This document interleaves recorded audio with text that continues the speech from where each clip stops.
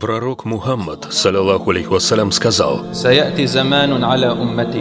«Настанет время, когда моя умма, мой народ, люди, которые последовали за мной, те, кто поверил мне, те, кто называет себя мусульманами и верующими, когда моя умма станет совершать молитвы неправильно, когда повсюду появятся высотные здания, когда люди станут много клясться Аллахом, не сдерживая при этом своих клятв, станут много проклинать друг друга, распространяться коррупция и прелюбодеяние, люди будут пренебрегать будущей жизнью в обмен на роскошество этого мира, то есть станут материалистами».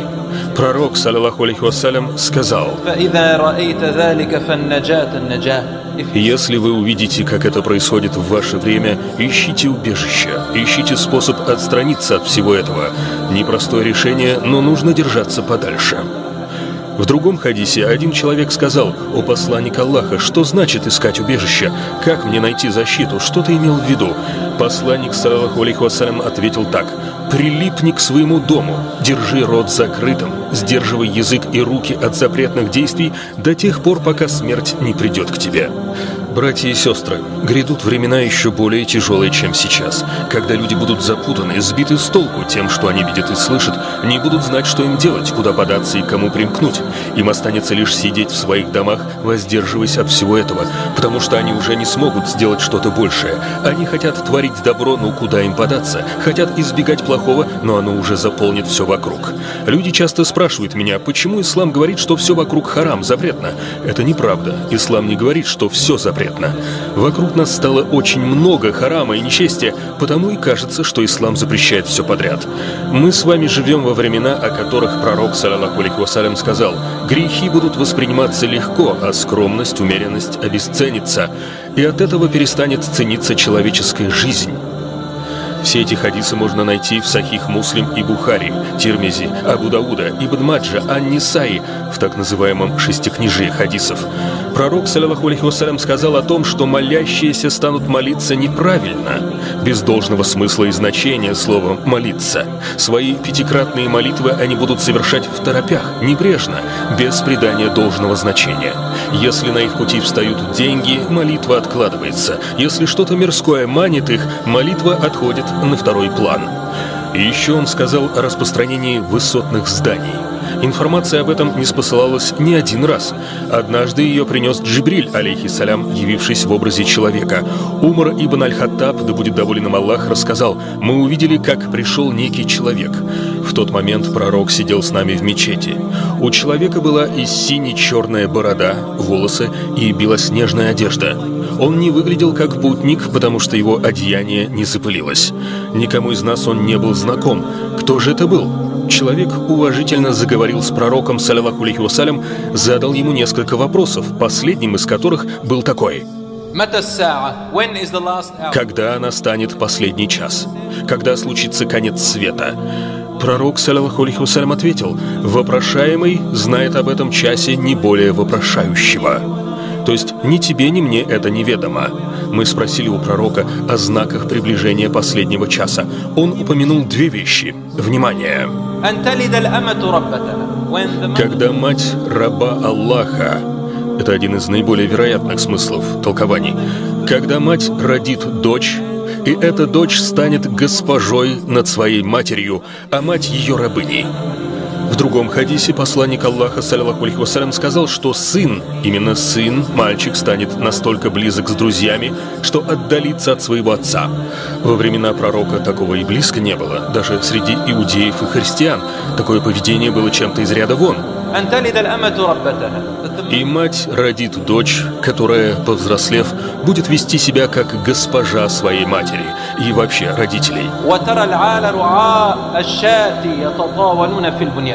И вы увидите бедных босых бедуинов, пастухов овец, строящих высотные здания, небоскребы. Сегодня мы видим это знамение повсюду. Бедуины сегодня — это Эмираты, Катар, они соревнуются в этом. Слова означают, что они будут соревноваться в создании высотных строений, кто построит выше всех. Материализм и технологии — вот что завладело умами людей сегодня. Если взглянуть на современное общество, можно видеть, что когда люди говорят «мы больше не живем в пещерах, мы не в каменном веке», тем самым они пытаются сказать, что продвинулись и стали более разумными. В чем же мы продвинулись? Пророк, саллаллаху алейхи вассалям, сказал: они будут соревноваться в том, кто сумеет построить здание выше других. То есть они будут состязаться в технологиях, в сложном инженерном искусстве. Что же такого особенного в этом продвинутом обществе, научившемся строить сложные машины и здания, запускать космические спутники, создавать ракеты и атомные бомбы? К сожалению, на ум приходит убийство людей, уничтожение бедняков, хвастовство мирскими богатствами по причине обыкновенной жадности и стремления к власти. А что касается скромности и благочестия, доверия, семьи, поклонения Аллаху Субхану ва Тааля, справедливости, правителей, заботящихся о народе, ценности человеческой жизни, заботе о сиротах, бедных, все это будет потеряно. Никто об этом уже не задумается. То есть посланник, саллаллаху алейхи вассалям, поведал нам, что люди будут состязаться в мирских богатствах, в технологиях. Он сказал, что общество будет видеть свой прогресс в развитии технологий. Что же произойдет с моралью, правосудием, справедливостью, заботой о других, правами других, скромностью? Ведь именно это делает ценным общество, а не то, насколько хорошие вещи вы можете производить, чтобы убивать ими людей. Посланник сказал: люди станут клясться Аллахом при совершении обмана. К примеру, продавая что-то, люди будут использовать религию, чтобы убедить вас купить, клянясь именем Аллаха, что, мол, это стоило им столько-то. Также пророк сказал, что люди станут много проклинать. Они станут проклинать своих собственных отцов. Его спросили: о посланник, кто же так поступает? Он ответил: настанут такие времена, и вы будете проклинать их отцов, а не в ответ ваших. То есть люди перестанут ценить отношения с родителями и в целом межчеловеческие отношения. Все сотрется. Люди будут источать проклятие и ненависть, заботясь только о себе. Пророк, саллаллаху алейхи вассалям, также сказал, что над всем возобладают коррупция и прелюбодеяние. Он даже сказал, что настанут времена, когда человек, идя по улице и увидев мужчину и женщину публичной без боязни предающихся блуду, будет говорить им: «Вы не могли бы подвинуться, чтобы я мог пройти? Все нормально, красавчики, мне только нужно пройти, а вы продолжайте». Субханаллах. Это значит, что благочестие и мораль полностью исчезнут во всем мире, как в мусульманских землях, так и не мусульманских. Блуд распространится настолько, что мужья и жены начнут разводиться, а дети станут жить сами по себе. Мораль исчезнет, потому что люди перестанут контролировать похоть и перестанут создавать семьи, боясь связать себя обязательствами. Мужчины, женщины станут спать с кем попало. Люди станут пренебрегать будущей жизнью, стремясь приобретать блага этого мира. Они продадут свое будущее за мирское. Люди забрасывают поклонение, не заботясь о вечной жизни. Они фокусируются лишь на этом мире, на том, что видят глаза. Их одежды становятся вычурными. Они живут, чтобы есть и пить. Им нравится показывать себя, украсив узорами, показывать свою красоту другим людям, тем, кому она не предназначена. Мужчины и женщины станут демонстрировать себя противоположному полу, забыв о своих женах и мужьях, тех, с кем только и следует делиться своей красотой. Пророк, саллаллаху алейхи вассалям, сказал: «Я печален, потому что увидел в адском пламени группу женщин, подобных которым я не видел прежде».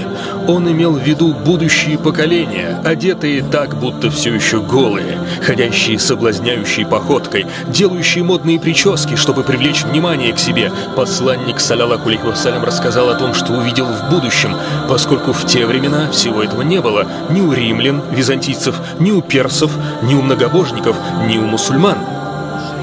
То, о чем сказано в пророчестве, будут делать повсеместно и мусульмане, и не мусульмане. Он сказал: «Среди моей уммы, из моего народа». Субханаллах. Как часто мы видим сегодня молодых людей, подражающих, копирующих кого? Знаменитостей.